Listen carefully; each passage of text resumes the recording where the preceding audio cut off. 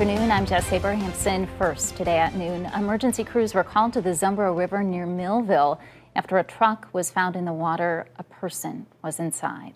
Law enforcement on the scene confirmed this is a fatal incident. The vehicle was discovered just after 9 this morning. Deputies from the Wabasha County Sheriff's Office responded to the scene. This is off County Road 11 near Millville. The Wabasha County Sheriff's Office confirmed to our crew there the body was found in the truck.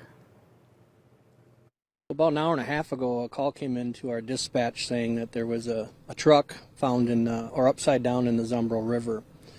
Upon arrival, we noticed there was indeed a truck in the river, and there was one deceased individual inside that vehicle. In addition to Wabasha County deputies, Lake City Fire and Zumbro Falls Fire Department responded. Stay with KTTC online and on air for any new developments in this story.